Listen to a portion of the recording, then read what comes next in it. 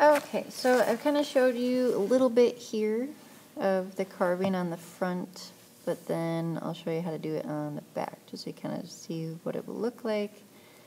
And I'll show you actually how to do it too. Okay, so the biggest thing is just looking at your pictures, seeing what other details are there.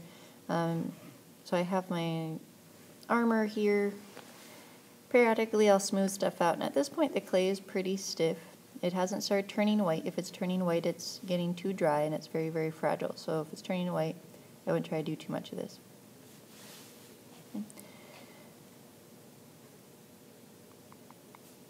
Okay, so just kind of cleaning up that line a little bit. But I want to give that illusion that the shoulder goes down a little bit because the shoulder has that extra padding to it. So just kind of carving it. But now I'm going to show you how to do the actual armor lines. So I'm just making some vertical lines, not trying to make anything too fancy right off the bat. Just kind of look at your picture, see what it looks like. I'm just kind of brushing off some crumbs. At this point it's pretty dry for me.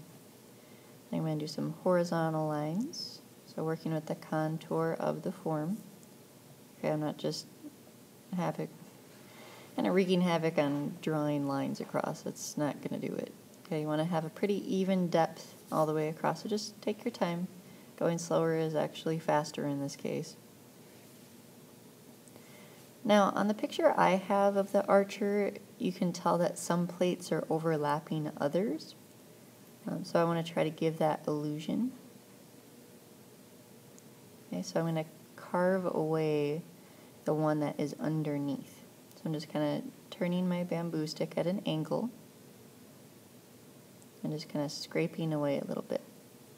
So that way it looks like it's going below the plate on top. Or in this case, the one just below that plate.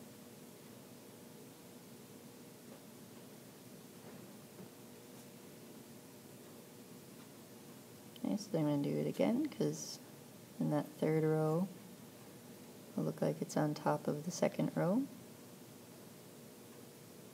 And as you get better at this, it goes a little quicker just because you kind of know what to do. So again, I'll do that for the last row.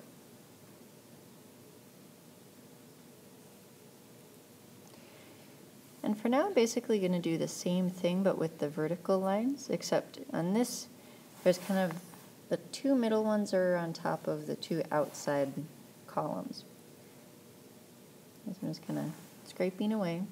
So again, I want to have that one middle row looking like it's overlapping that outer row, or column, whatever you want to call it. I'm just kind of brushing it away, smoothing it out a little bit with my fingers. Again, if it's too wet, this is just annoying, so it's better when this is a little bit drier.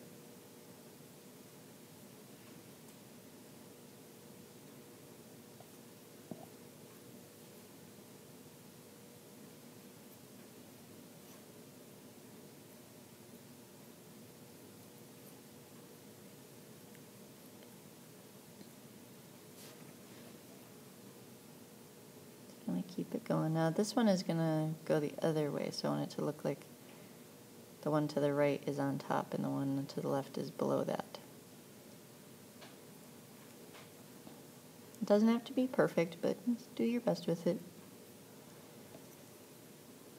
Because you will get to fire these and keep these, and that should be cool. Keep in mind you don't want to squeeze too hard. If you're squeezing too hard and just kind of manhandling it, it will start to break, but you can, there's kind of the right amount of pressure and the wrong amount of pressure. Okay, so now I'm going to do the back plates. Still working with the contour of the body, so keeping in mind where the shoulder blades are, where it dips in, where the spine, and then up to the other shoulder blade. Okay, if you don't do those things, it ends up looking very not realistic.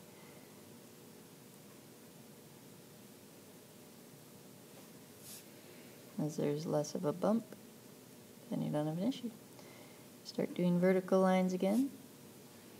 Now with the armor, what I've noticed, at least with the front side, is that middle column is on top of both the right side and the left side. So I'm going to squish down the right and the left, so that way it looks like it's kind of a middle piece.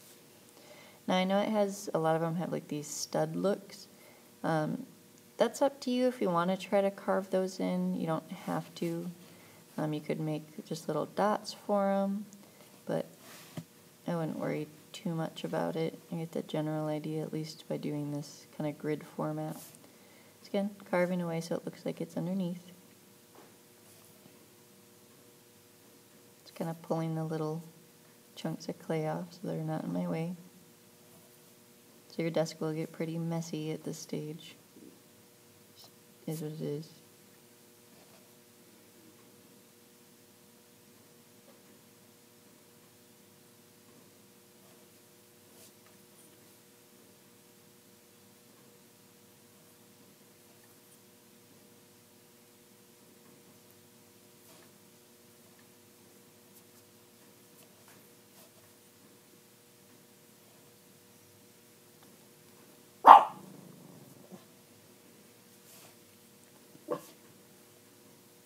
Alright, and it's the same thing for doing underneath for the rows. So I'm going to stop talking at this point, but you can keep watching the video just to kind of get the hang of how this works, but that's the general explanation. So I hope you really enjoyed this project, and hope to see lots of really cool warriors to get fired. So until later for iron oxide wash, so it looks antiqued.